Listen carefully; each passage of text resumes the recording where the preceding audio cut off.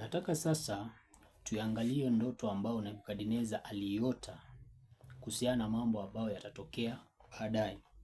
Kwenye hicho kitabu cha Danieli mlango wa pili kuanzia mstari wa 31. Hapo ndio tulikuwa tumeishia kwenye sehemu ya kwanza. Nataka tuendelee kuanzia pale. Maandiko yanasema hivi: wewe mfalme uliona na tazama sanamu kubwa sana. Sanamu hii iliyokuwa kubwa sana na mwangaza wake mwingi sana ilisimama mbele yako. Na umbo lake lilikuwa lenye kutisha. Na sanamu hii kichwa chake kilikuwa, kabla hatujafika huko kwa kichwa chake, maandiko yanasema kwamba Danieli akaanza kuelezea ile ndoto ambao Nebukadneza aliota. Anamwambia kwamba Nebukadneza, baada ya kuwa umeingiwa na wazo ya kwamba ni nini kitatokea baada ya kuwa ufalme wako ama umetoka katika utawala, Danieli akamwambia uliona sanamu.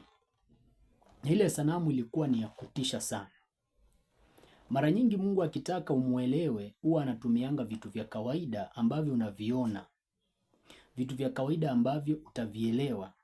Mungu anajua kuongea na wewe kwa sauti na kwa namna ambao wewe mwenyewe utaelewa sana.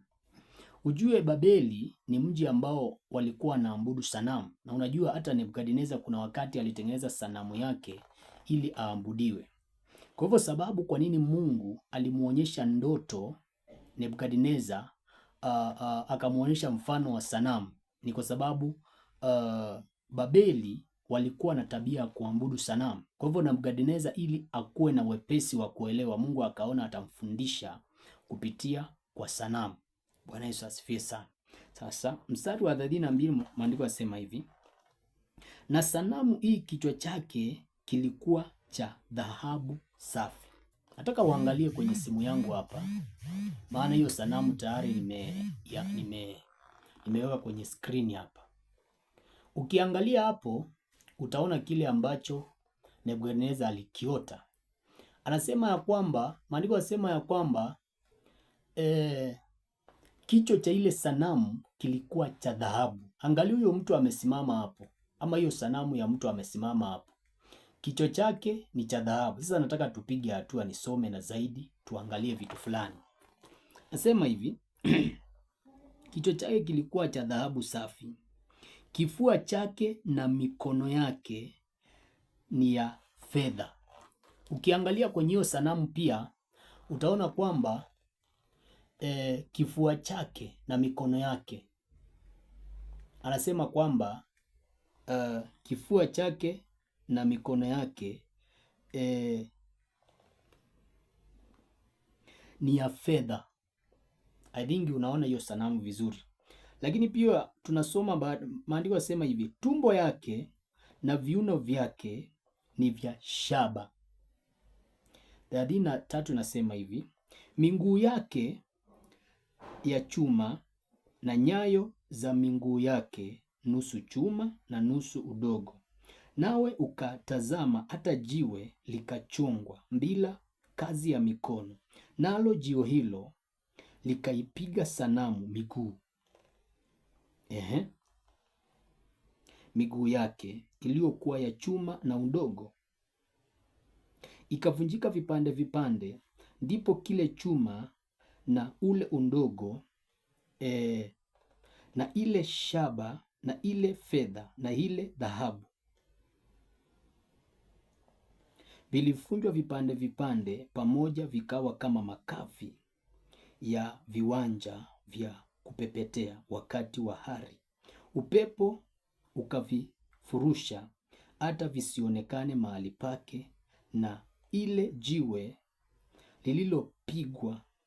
lililopiga hiyo sanamu ikawa mlima mkubwa ulioijaza dunia yote.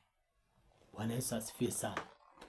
Hicho ndio kitu kile ambacho Nebukadneza alichokiota. Sasa ule mstari wa 36 maandiko yasema hivi: hii ndio ile ndoto, nasi tutaihubiri tafsiri yake mbele ya mfalme. Wewe mfalme, mfalme wa wafalme, na Mungu wa mbinguni amekupa ufalme na uwezo na nguvu na utukufu, na kila mahali wakaapo wanyama wa kondeni na ndege wa angani amewatia mkononi mwako, naye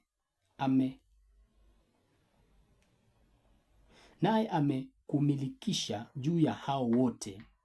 Wewe u kichwa cha ile dhahabu. Sasa Danieli anaanza kufundisha kuhusiana na ile ndoto.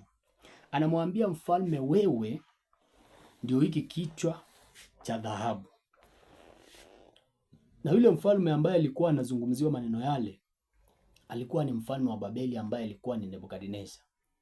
Kwa hivyo tunapoongelea kuhusiana na kichwa cha dhahabu, tunaongelea kuhusiana na utawala wa Babeli ambao aliyekuwa mfalme pale alikuwa ni Nebukadneza. Bwana Yesu asifiwe sana. Kwa hivyo ameambiwa wewe ndio kichwa hicho cha dhahabu. Nataka tupige hatua tuende tu kwa utaratibu. Na baada ya zamani zako utainuka ufalme mwingine mdogo kuliko wewe, na ufalme mwingine wa tatu wa shaba.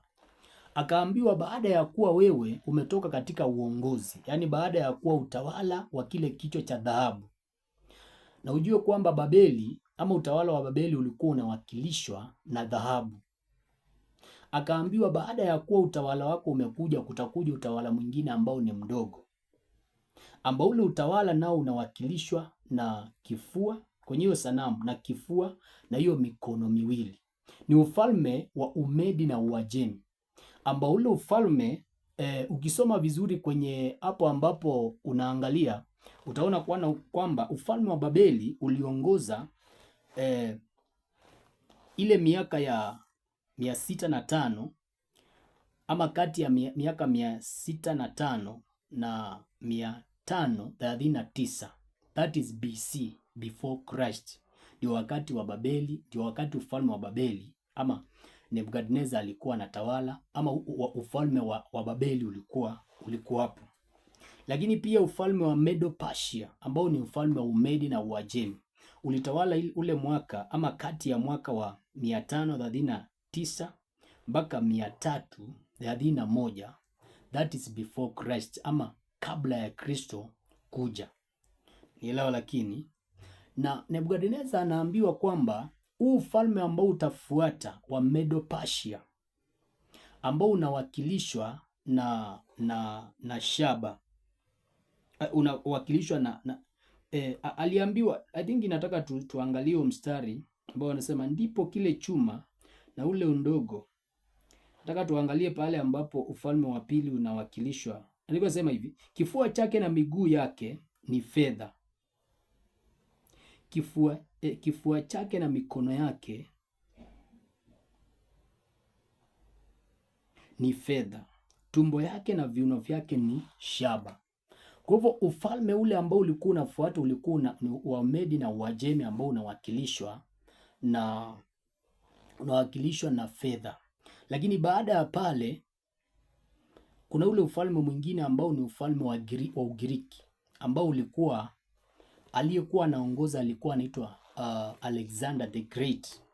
Kama ukisoma historia vizuri utaona kwamba baada ya kuwa Umedi na Uajemi umeanguka, aliyekuja kuchukulia baada ya pale ama aliyewapiga Wamedi na Uajemi na akamiliki alikuwa anaitwa Alexander the Great, na ufalme wake ulikuwa unawakilishwa na shaba. Bwana Yesu asifiwe sana. Kwa hivyo maandiko yanasema ya kwamba kile kifua na mikono yake, ndio hapo maandiko yanasema kwamba ni ufalme wa nini? Ufalme wa Umedi na Uajemi. Lakini tumbo yake na kiuno chake ni ufalme, yani kwenye hii sanamu tumbo na kiuno, nadhani unaweza ukaona vizuri sana. Huo ni ufalme wa Ugiriki, ambao ule ufalme wa Ugiriki uliongoza kati ya miaka 331 mpaka miaka 168 before Christ ama kabla ya Kristo.